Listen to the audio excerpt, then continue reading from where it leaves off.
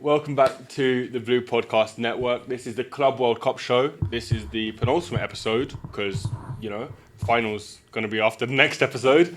And I'm here with Lloyd, Matt. Probably the name's gone out my head. This is bad. No one say anything. No, this is not. Ronnie. There you go. Bro, why am I thinking Rhys? I'm too tired for this. It's fine. I just turned up to a shoot. It's flipping 3 o'clock. Oh, don't worry. Tom did this with a guest like months ago. It was me and him, and I can't remember. It was somebody else.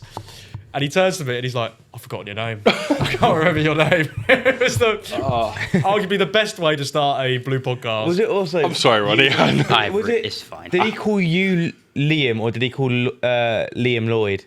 Oh, he's done that before on Purple. That might have been it actually. He's done that before where he's just gone Lloyd. It's like, well, that's Liam. It's like, hang on a minute.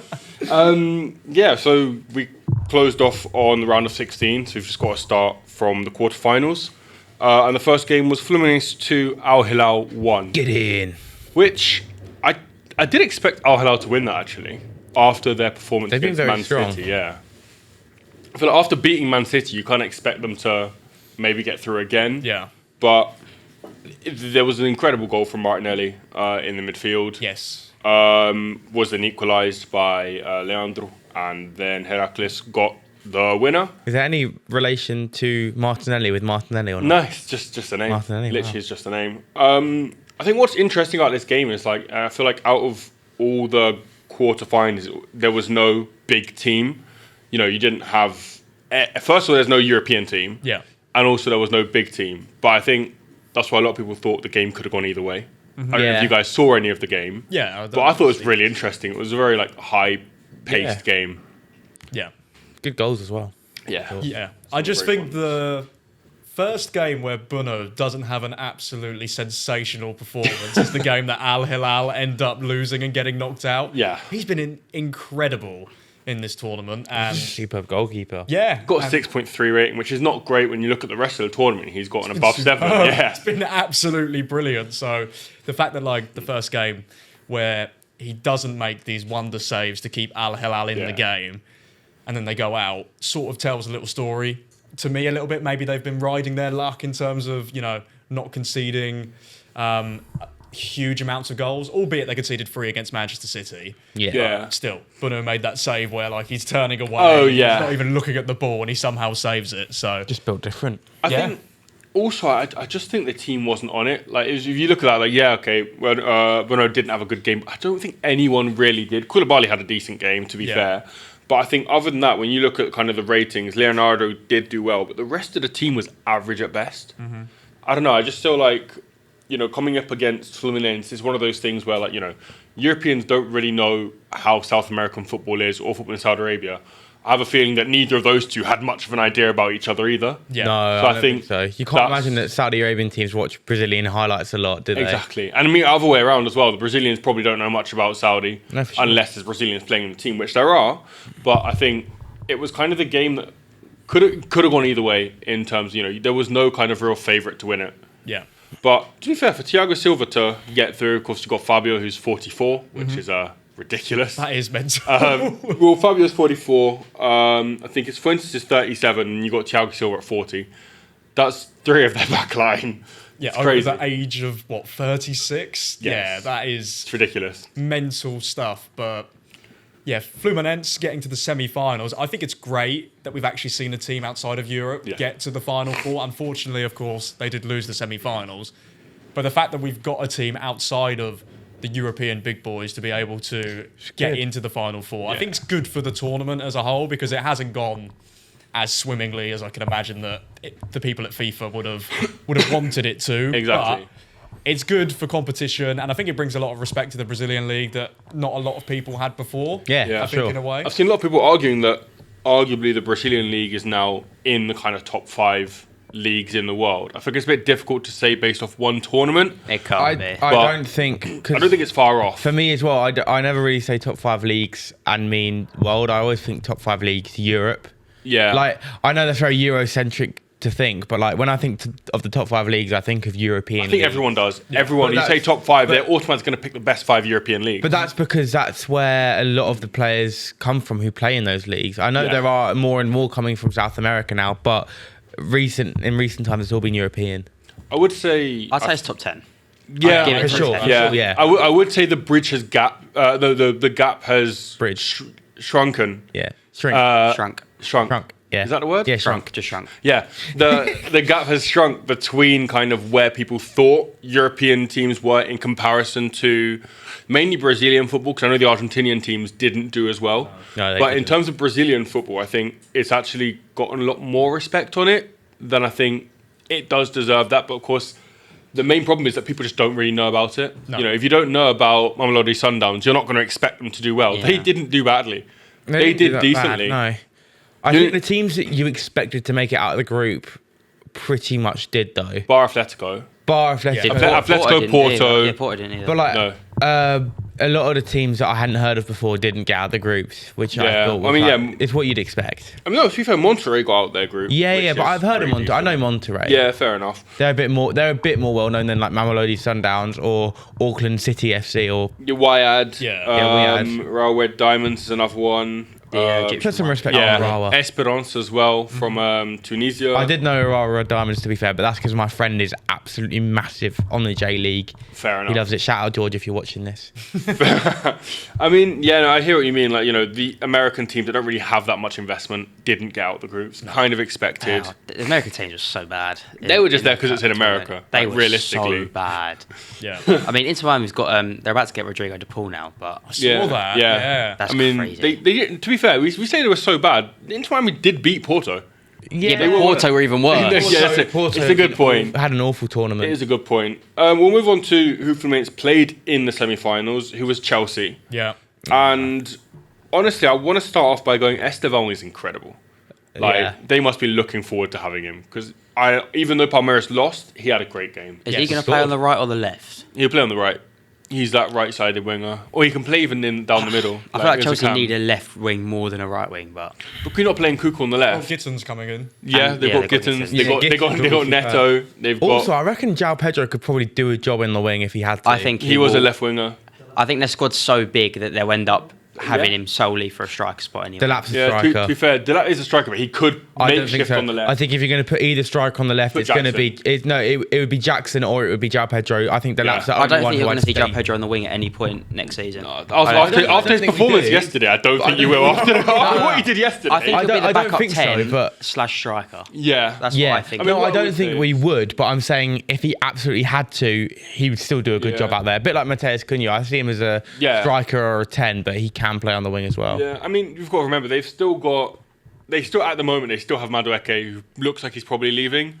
Club to club talks as of now. Yeah, they still have... Where's that to? Is that to Arsenal? Yeah. Arsenal. To me, that's baffling. Why do you need Noni Madueke? And who do you think is good rotation? Yeah, I think he's a decent enough... He's not going to get in the Chelsea squad. I don't know why he'd go there, though. He could go to so many other clubs and be a starter. I think the level of football is where he's at. He can compete with it. If it was me, I would join a club like Aston Villa, even Forest, someone like that. Stay at Chelsea. Yeah, he's not going to start. No, I think if you want to be if you want to be a star, I think it's not that. It's the amount of signings that have come in. Why would they come in to just sit on the bench? They're going to come in to play. But also look at, if Arsenal still have Champions League football, they're still in like top European football. They've challenged 3 years in a row for the league. Looking as a young player, looking at what Arsenal have done, I think it makes sense for him to go there. If Trossard's leaving, then maybe. Might not. But if Trossard leaves, then he'll be that back. I also think if he gets told... to play up front. Yeah, Martinelli and Saka both start over him though. That's the point. He comes in as a rotation option. Why would he want to though? I just think why leave Chelsea where your rotation to be rotation at Arsenal? Because he's dropped down now. That's the thing. He's dropped from rotation to kind of just not even going to play. Because don't forget, they've still got Pedro Neto. They've got forget how ridiculous Chelsea Gittins, are. Estevão. Palmer could go out there. Estevão. They've got so many options ahead of him now. Mm-hmm. They're better off cashing in. Were you going to say something, Ronnie? Yeah. Oh no, all I was going to say was I think what they would have told him, their pitch to him to join Arsenal would be that you're going to challenge for Martinelli's spot. I know I 100% agree he's a better right winger than he is a left winger, 1,000,000%. But I still think the reason why he would go there was to challenge for Martinelli's left wing spot. Unless they get Eze, then that's a different story. I mean, if Eze signs, then he'll be a right full time. I mean, to be fair, don't forget there is also the argument that he's staying in London. He doesn't have to move from where he is. That is true. You know, like outside of the football side of it, he doesn't have to move anywhere. He doesn't. You know, if he went up to Manchester, if he went to Nottingham or Villa, he'd have to move. Might not want to do that. He might just want to stay in London. From a Chelsea perspective as well, it's pure profit. Absolutely. Yeah. Sign him for what, 25 to 30? Yeah. We're going to sign him for roughly what, 40 up? It's going to go. I don't know how the sustainability rules work, but I think it's still, if you're homegrown in England, they will still get a lot of the whole profit. I don't know if Chelsea on are the the best PSR rules in that sustainability ranking anyway already. I they do are not know. so far clear. They've brought everyone. All the English players they've brought in pretty much have come from City's academies, Brighton. They've come through there. Spurs. Yeah. I don't know if Madueke is worth 40 million. I think in today's climate, yes. Maybe. 40, I wouldn't say I think 50. he's worth at least 40. I think Because I think to an English club, yes. If he went abroad, I'd say he might go 30. he's looked good sometimes, but I'm not convinced by him as a confident backup option yet. I find it crazy like Madueke You don't goes think for so? like I think he's a 40. good backup. He's good. He's good. No, he's a good backup. But I don't think he's. I'd want someone who's more proven to bring on to score goals. Like if you think about it, Trossard's that player that Arsenal currently bring in to score goals in the last 20 minutes. I would want someone proven, not someone who's been inconsistent at scoring. Yeah, I mean, I get it. I see your point, but is Trossard's numbers really that incredible? No, but they need someone else. But I don't think that man is. I don't think that man is Madueke. I'm happy to be proven wrong, but we'll see. That's fair enough. I think it's mad though that like someone like Madueke is going on the market for 40 million plus, and then there's like Rafael Leao, who's going for 30 or less. Is that how little he's going for? Yeah. Look at Milan. Where? Look at Milan's.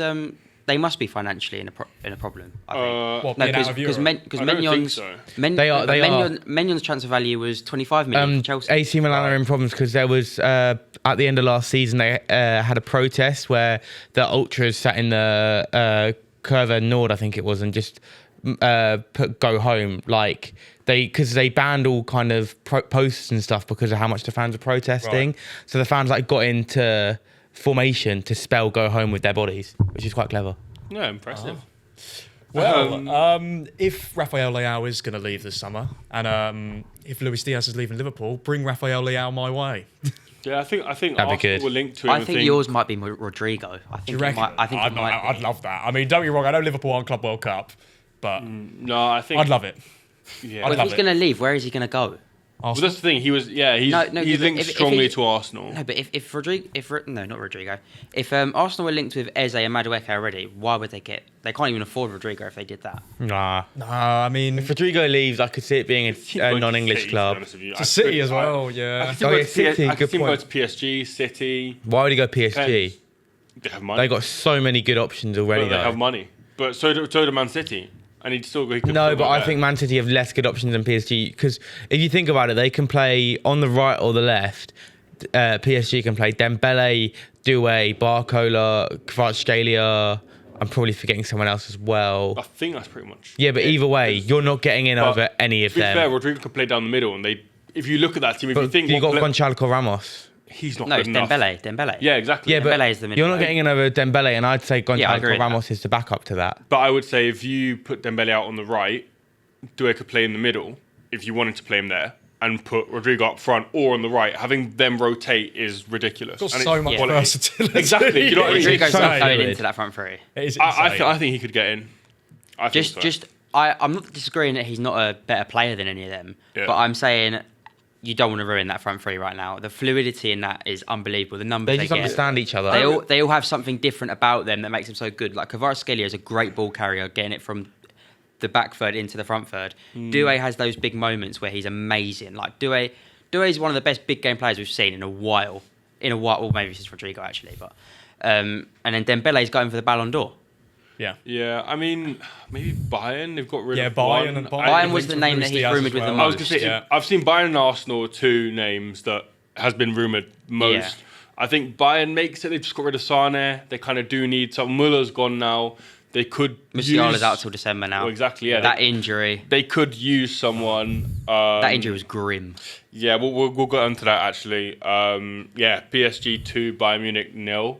And as you said, we'll start off with that. That was a shocking injury. Oh, it's horrible. Literally Absolutely leg was horrible. like that. Yeah, It's complete miscommunication saying, from the defence. It's no but fault to Donnarumma, to be fair. Like, he's not so actually bad done as anything well. wrong. I was going to say, to be fair, in that situation, I'd blame more the defender than I would the goalkeeper. The goalkeeper has the right to come for the ball. The defender's gone towards it, letting Musiala go towards the ball, and then has just stopped and not communicated.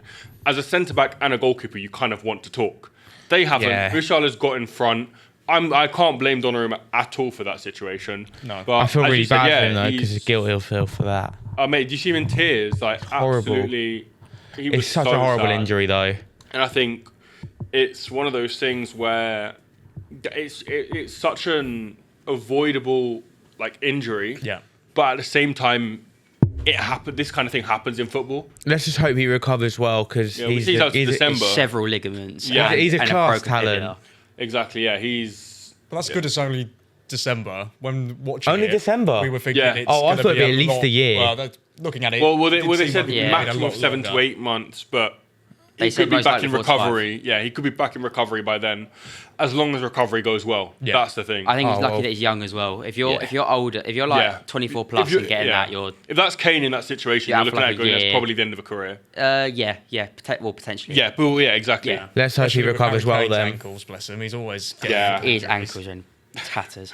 I want to pick up on Jean Neves in the game. He's had a brilliant tournament. He's just a superb player, to be fair. Absolutely incredible. I think probably one of the most standout players of the tournament. I think this season has been a breakout season for him. I think this tournament has just pushed his career so much further than it was at the beginning, because he came in for pretty cheap from Benfica. Was it cheap? Was No, it? it was 50. It was 50 mil. Yeah, it was a lot. Was it? It was you have 50 a mil. look? I thought I thought it was 30. No, I specifically remember this one because I had an argument about PSG being cheaper than it was before, and Lloyd said 60 million, and I knew that was wrong. And Okay, I fair knew it enough. was less than that, and I'm 'Cause I pretty thought- sure. I it was Really, 50. that little money? thought It was 50. I thought it was 30. It was 50. Okay, fair. Well, either way, that's not much to play for a midfielder who's Yeah, you no, know, no, it's still won your not like- Champions it's not League. incredibly expensive. Exactly. Yeah, 60 million euros. Yeah. around Yeah, there. it's 50 fair million. enough. But he's been incredible. Wow. In this, I just looked at something. So PSG got 2 red cards at the end of the game. Yeah, it was both weird. both for second yellows. But have you seen what FIFA have done? Because I think this is No. wrong. Are they allowed him to play? No. Okay, I It's was gonna it's say. the opposite. I don't know if you've seen it. No. So, in the Real Madrid game, which we'll get on to, Hilson got a second yellow card and got suspended. So they've given him, as the rules are, a 1-match suspension, which means he misses the game against PSG but plays the final. For the 2 PSG players, they've given them a 2-game suspension. Why? Why is that? I don't know. They shouldn't get for his But second yellow they to one match. They both got given a 2-game suspension, meaning they're out for the rest of the tournament. Wow. But that's a one match. That I is know, a one match that's- suspension. That's the rule. Did and they that's get what yellow they're cards arguing. before? No. They got 2 yellow cards both in the same game, and they've both been suspended for the semi-final and the final. Whereas the Real Madrid players only Makes it been a tighter game though. If anything, it should Yeah, be the but- other way around though. Who Well, got this sent is off? the thing. Pacho. Was Pacho Pacho one? and let me just have a look at the other name. Was Hernandez? That's At not least he's too not a bad. starter. Yeah. But they are both in the same position though. So who's the Well, left? exactly. It's Beraldo, isn't it? You've got Beraldo, who did pick up an injury, to be fair, recently. Oh, great. So they're screwed. And there's literally not another defender on the bench. And you can't really play Nuno Mendes or Hakimi as a makeshift centre back. That I also won't think No. for 2-0 for PSG is incredibly impressive with the back four that they have. And that's a Yeah. great back four, but like how attacking is that? No, it's true. Testament to the fullbacks. That is keep- Pacho's first booking of the tournament, and he's been given a 2-match. That's fine. ridiculous. That doesn't make sense. No, that's mental. I do want to pick up on Hakimi as well, who looks like he might be out for the Real Madrid game. Oh, He Massive picked up loss. picked up a knock in training, not yesterday, but the day before yesterday.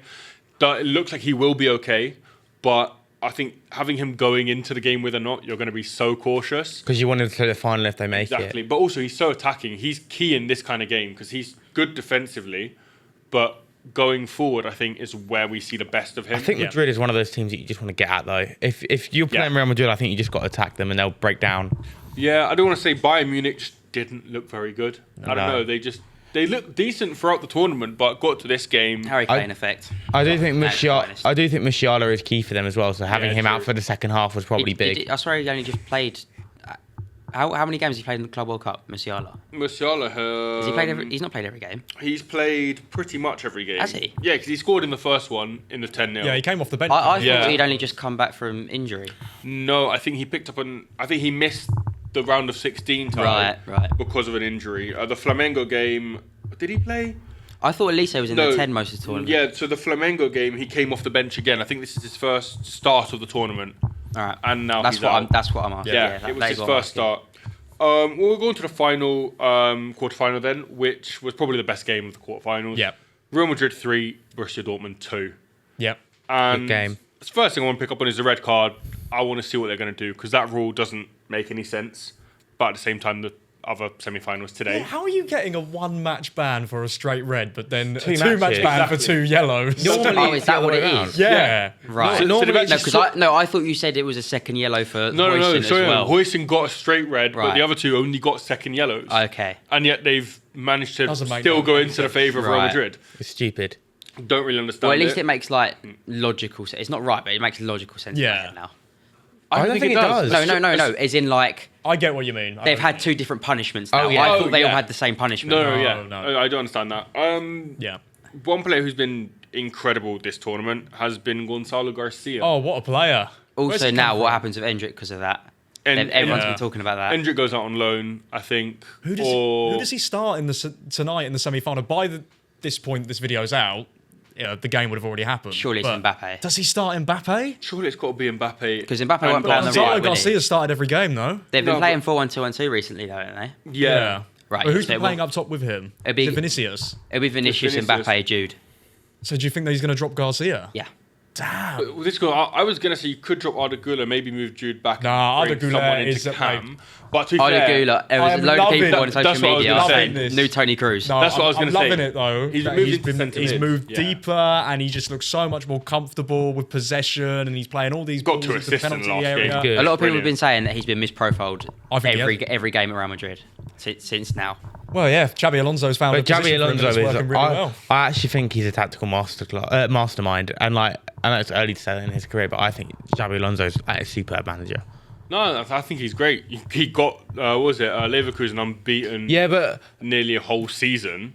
I know that was a big achievement, but they did have a decent squad. So you could say, well, it's one season where he's done No, incredibly. I think No, it's if unreal. You go a to me. whole I season think it's- unbeaten. Yeah, I To think go it's nearly unreal 3 he's done that. competitions unbeaten and losing the And final also, of he one didn't of have them. his squad every game. He didn't have his best No, I 11 know. every game. Exactly. At all. But for me, I was going to say, for me, he's superb, and I think he's going to be one of the really good upcoming managers. No, I agree. I think he's kind of found a way. This season, Real Madrid haven't looked good, but he's found a way to kind of work with what they have. Because, of course, players like Vinicius, players like Rodrigo are technically wingers. Yeah. And I think playing Vinny down the middle, you do see him drifting out wide a lot, which leaves a lot of space. Gives But- Jude. Exactly. But then, yeah, you see someone like Jude coming in, Garcia, who's using that space. That's where his goals have come from. I also balls think, into I the know he's box. had a bad tournament, but I think that when you look at Vinny wanting to push over to the left and you look Jude going into that space or Mbappe, that to me in my head sounds perfect for Trent because he Yeah. doesn't have to play into that right Oh, channel. yeah. He's Yeah. going He's straight been onto good the the past side. couple Yeah. of games, to Well, be yeah. fair. First couple he wasn't very good, but I- last few he's been decent. I was going to ask, with Arda Güler coming into centre midfield, where do you think that leaves Camavinga? Because he's out I injured. don't know. Where's he going to go back into? Because Valverde, you're not going to change. I think a really good answer to that would be play an elbow defence and play him left back. Well, instead of Fran Garcia. Fran Garcia's been good though. But I know. I could see him as But a I'm mid- saying, I could see Trent, him as does, a that centre not, back. does that not unlock Trent playing Camavinga left back? If he's that good defensively, It gives him so much To be fair, freedom. I could say put Chouameni there even. Like I see your point, but the thing is with Xabi Alonso, he'll play two attacking I know. I'm Yeah. not saying. I'm not saying Yeah. he will do. I'm not saying that's what he's going to do. No, I know, I'm I know. saying. But that's what you're I'm saying. saying, If you want to yeah. get the best out of Trent, Rudiger's Yeah. played in back threes almost all of his career except for Real Madrid, Yeah. and Yeah. they'll be used to it. I mean, what you could Royston do- in Italy was playing three backs every game. yeah, I was going to say. To be fair, what you could do is you could maybe change him for Chouameni or put Chouameni as a centre back and go with back three. Yeah. and maybe have him Pretty on sure a they did that rotation in one of the centre back. games, no? Yeah. Well, at least they moved into that Yeah, formation. yeah. Because realistically, yeah, it's a kind of 4-1-2-1-2 attacking, but defensively. But then you look at like attacking, they do kind of go into like three at the He's back. always done that though. Five in the midfield. He'd always have a centre mid drop to the left centre back normally. Yeah. And then it becomes a free. That's what Chouameni does. What everyone knows about Xabi Alonso. Yeah, that's what Chouameni does. Chouameni drops into Yeah. the centre back when they need him to I make a think five it's. back. I think it's also a bit of like German football where that's come from because if you watch the German national team at last Euros, Tony Cruz done it every game. It Yeah. was Yeah. at Nagelsmann when he played in possession. every game you'd see Tony Cruz drop into left centre back, and then you'd see the rest of them 3-4-1-2, 3-4-2-1, and I think that's similar to what Alonso's doing now. Yeah, for sure. Well, so I'll say, we've gone through the quarterfinals, so that set up the semi-final, Fluminense versus Chelsea, and today, of course, we've got PSG and Real Madrid. Kind of spoke about them both, haven't we? Well, yeah, I mean, I want to pick up on yesterday's game, which was the Fluminense one, where João Pedro, first start for Chelsea, about him. ex-player of Fluminense, Which is why he didn't celebrate. Everyone on football Twitter killed him for that. Woke nonsense. Exactly. Why is he not celebrating? That's what people were saying. He came through their academy. He was rejected twice by their rivals. Came through them. I saw someone say, if he really wanted to respect Fluminense, why did he put 2 in the back of their net? What a first start, though. Yeah. Honestly, I think as someone from João Pedro, I feel like he gets a lot of criticism where sometimes he has like on and off days. Yeah. He's also got a bit of an attitude. Exactly. But I think coming into the Chelsea team and not even just scoring 2, but the 2 goals he did score were incredible. That first one especially. That first one cutting in, there's nothing keeper can do. I think the second one, the power to get past the keeper was absolutely disgusting. Yeah. I think... No. Do you think he kind of solves their number 9 issue? They just brought in Delap as well. I'm holding off until Premier League football. I'm not a fan of João Pedro. I don't disagree that João Pedro should start at the start of the Premier League. I'm just saying whether he's the answer. Yeah. I mean, I prefer him to Delap. I think he brings more. I'm not a big fan of João Pedro. I never have been. I think his attitude lets him down. I think sometimes, though, in these scenarios, that sort of attitude you need it. Now, really well. I think for me, he just gets in his own head sometimes and gets a bit stroppy. If it was a manager like a Mourinho or something like that, I would completely agree. They clash. But with someone like Maresca, where he will just go, he hasn't got the stature to say, "Listen, mate, pipe down. Yeah, you're not the main guy here." I hear it. He won't get told off. João Pedro will just do his thing and he'll get on with it. I don't know. As long as he's putting in performances, he'll be fine. Exactly. Like this game, he could have a terrible attitude. If he puts in the performance he does in this one in the final, they win the final. He can't. So he's been an incredible signing. That's where I disagree, because having listened to Maresca for a season, he's not scared to phase players out of the squad who won't listen to him. No, I get that, but that was also and he will definitely get rid of players who he feels aren't listening to him. He will free people. That was also in a Chelsea squad that have 50 players. Exactly. I don't think he would have brought in João Pedro without knowing that anyway. If we know it as fans, he's going to know it. He's gone, "I've bought you, I want you, you're going to play for me." He'll go, "Yes," and now you'll listen to him. I think he's a damn training. He never did shit for training, but when he puts in a performance, you're going to let him play every game. It's like Eden Hazard. Eden Hazard was one of the laziest trainers. Plenty of ex-Chelsea players have said that. Same with Riyad Mahrez. He was unbelievable. And look at what he does. Gareth Bale, Ledley King. Yeah, exactly. But either way, for me, I just think João Pedro's attitude lets him down. That's my opinion. Like I know he's a good player, but I feel like he can just get a bit stroppy and in his own head sometimes. I think he can, but I've seen him on the pitch before. No, but I've literally seen João Pedro was playing at King Power last year. His boot fell off from a challenge, and he literally made the referee go and get his boot because he was having a strop that the referee didn't give the player a yellow card. Like there's some players. There's a lot of the one that you've just the boot thing that you're saying now, that screams in my head Marco Correa against Spurs now. Yeah. When he had a right go at the kit guy for not giving the right boots when he's wearing them and putting them on. What an idiot. That is why he's on my hit list, honestly. I hate Marco Correa. Everyone dislikes him, didn't he? I love the song. I think it's so funny. I think it's so funny. I think it's good. No, but I hate him aside from that. Yeah, I think that's his stand-up one. No, I think it's just so funny. I don't know. Did you guys see what happened with Maresca in his press conference before the game? No, what happened? The thing about the football. Yeah, it's so funny. Long story short, he's been asked a question and he says, our players are tired because we've played 60 games in a season. Mm-hmm. And the journalist has just turned to him and gone, Fluminense have played 72. And he just stares into space without knowing what to say. He literally was lost for words. It just looked like he was going to use it as an excuse, as if they've lost, we've played a lot of games. But the journalist just basically said to him, you haven't played as many as them. He just didn't know what to say. I think the games thing, there's so much context that doesn't get put in with it. Like, obviously, all the Brazilian teams are going to be used to the climate because they play in that every day anyway. And then on top of that, a lot of their, especially Fluminense, they'll have a few players that will go off to international duty. So they won't even play club football constantly all the time, those 72 games.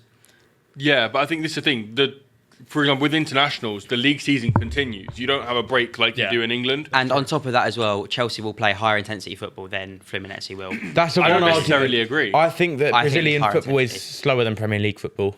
I don't agree. I think, but maybe Brazilian, but don't forget they still play Libertadores. They still True. have the state championships. They have a lot. They play up to nearly 100 games a calendar year. Yeah. Like I'm also assuming as well that in general of European football, the training regimes and stuff will always be more stricter as well. And You get more days off in tougher. training, I presume, in Brazil. I don't know. No, I don't know about days I don't off, think but I'm you do. saying the Days- actual what they do in the Well, training I- sessions. I think maybe I don't think it's an- I don't think it's we an don't know. excuse. We don't know. To be But fair, I think intensity training here in Europe is probably higher. That's my But point. I think the actual what's expected and level of training, I would say, is higher in Brazil because of the quality gap that they think there is. Yeah. They force players to train harder. I don't think it's an excuse though. No. I can't lie. I just think Yeah. you're there to play the tournament. Exactly. Don't Not you an can excuse for complain about losing it. games. No, Not an excuse for losing games, exactly. but it's definitely a reason why players get injured more. Yeah, No, exactly. And 100%, I get that. mentally fatigued. But will I can be imagine he could 100 probably reasons. use it. He could If he's maybe a- if he's saying that, then Exactly. potentially, a lot of people could take away from that. Oh, he's saying, oh well, we've Chelsea's played too many games. We shouldn't play as many games. Which might be right, but You can't compare it to Don't- someone who's played yeah, more. I you think they can't- just, yeah, it doesn't this whole work. stupid stuff about, we've played so many games. Yeah. Just everyone needs to stop it. Everyone's played a lot of games. Everyone's playing too many games. how the calendar just shut goes. it. It's just how the shut exactly. up about playing so many games. Like, everyone's playing loads of It's games. how it happens. So Yeah. If you're a good team, you're going to play lots of if games. anything, End of. Don't have the tournament. Deal with it. If that's how it is, don't have the tournament. But I do want to pick up on probably the key thing for me in this game was a penalty not being given for Fluminense. At 1-0 I'm- as well. So Exactly. I'm of the opinion that it was 100% a penalty. Right. The guy's moved his arm towards the ball. It's pretty clear. And if you look at the penalty Chelsea got against Palmeiras in the previous game, it was more of a questionable one than this. Right. For me, this was pretty clear. I'm happy to say it was a penalty, but I'm also thinking, what are the parameters? Because if it was, I can't remember what way around it is, but one of Premier League or Champions League, they both have different handball rules. They do. Yeah. So annoying. But one of them has it as if it's in your silhouette, it's not a penalty. And I would say in that instance, Chalobah, that's in his silhouette. He's literally there. Yeah. Both arms He's like got his that. arms That's in his down silhouette. like that for me. However, if Yeah. that's not the rules in the Club World Cup, then I completely agree it's a penalty. But I think they haven't stated what the rule is. Cause, That's a problem. Because this is the thing, right? So if you look at the Palmeiras one, the guy turns his back and his arm's here, and it hits his arm here, and they give a penalty. Yeah. The Chelsea one, the ball's going past, and yes, it's a natural movement, but the fact is he's moved his arm like this, and he's literally stopped the ball from going past him. If he's left his arm out, I understand you might not do that, but if he does, the ball goes past Yeah. him. Whereas he's physically stopped the ball. There needs to be two different more- situations. One was given a penalty, which was arguably not a penalty, Yeah, no, and the it's- other one they've You're just ignored. on about the consistency. Yeah, and the ref gave the penalty. I get it. I don't see an exact. I understand the ref gave the penalty. It's VAR who went to the ref, and told him to look at it to overturn Say it. no. Yeah, to be fair, there's nothing Also- wrong with the ref. The no, ref but- gave it. That's my But point. I don't also, see a clear and though, obvious error. with VAR, the whole point is it's there to overturn if there is an error. But I don't and see if an error it's, there. If it's Who was controversial, is it an English ref? It was French, who's If been it- suspended. but Who if got it's- it? Who got it right in the first but place? Shock. if it's English ref would have got it wrong. if it's controversial though, then it should always go with the ref's initial decision because That's my you're point. you're meant to change it if it's clear and obvious. Right, if it's not clearly- clear and obvious, then I- you. I don't think it Clearly, wasn't clear they enough. thought it was clear and obvious enough though, because he's had his arm down. But then like there need- that. then there That's needs what to be makes me more think that standardisation rule of the is rules, the though. silhouette thing. Yeah. It must be because But otherwise they wouldn't tell him to go This to is VAR. what I'm wondering. I looked into the referee, and he was actually suspended this season in October because he made the wrong call. Right. And I think it was Marseille versus PSG. He sent off Marquinhos. The club then, said that was wrongful, and he actually got suspended for 2 games because of it. Oh wow. Why would you make him referee this kind of game in a semi-final? big game. If he's proven that he's messed up before. And it's not like they got no money. 'Cause Exactly. They They could need- get anybody. They There need is not a Milford shortage winning of it. Come on. refs. There's not a Exactly. shortage of Come refs. on. It's just a standardization of the rules, I think, though, as well. Like just making sure that each competition has the same rules, Yeah. so that everyone knows what to expect. fair, It ruined the game as well. 1-1 going into half time makes the second half a better game Yeah. in general. I Makes would it have more I open. would have let off Club World Cup in that instance. But with European football, for example, they should be all the same. Yeah, Yeah. no, I'd I say- agree. At least Premier League and Champions League should be the same because I think you could quite easily keep them the same. Yeah. Yeah. Quickly, we have touched on it. PSG playing Real Madrid. Just want to go through starting with Lloyd. Who's going to win? What's the PSG. score? Score, I'm going to say 2-1 PSG. PSG are going to win 3-1 and they're going to win the whole tournament. Fair enough. If they have their full 11, other than Pacho, obviously, then I think they win 2-1. However, if the players that are out that are rumoured to not be out, like Hakimi and stuff, then I would say it's probably 2-1 Madrid. Cool. So whatever happens with it. I think I'm going to confer and go, PSG, I think 3-2. Yeah. I think it'll be a good game. Before we wrap up, I don't know if we spoke about it on another show, but of course we had the news of Liverpool striker Jota. Oh yeah. He wasn't in your Club World Cup winning squad, was he? I don't believe so. 2019. No, I think he might come in that season. Yeah. He came in. Yeah, the year after we ended up winning the Premier League. Yeah. So I do just want to say Horrible. from everyone from the Boot Podcast, all our thoughts go out to him. Family and brother. Exactly. Yeah. I also want to back up the point of Liverpool still paying up the contract. Yeah, which is very good. Exactly. I know that. I know that, We knew that. His brother as well. They're also going to pay out his contract. Oh, good. I was going to say because the one sad thing about it is I feel like his brother has been slightly overlooked in this because of how big of a name Diogo is. I think people need to remember he was I wouldn't also say overlooked, but I think a lot of the attention has gone to Jota That's what I mean. Diogo because of everything. But Andre is, as I said, still a father, a son, a player, loved by many. Yeah, and it's mad. It's shocking. Yeah, I can't think of a player honestly ever that's died at that age and at the level he's at. Yeah, that's mad. Really sad. Yeah. So I did just want to say all of our thoughts and prayers go out to everyone from their family. Yeah, couldn't have said it any better, Jamie. And on that note, we're going to wrap up the Club World Cup show. Next show will be after the final. No. Thank you guys, and we will see you next episode.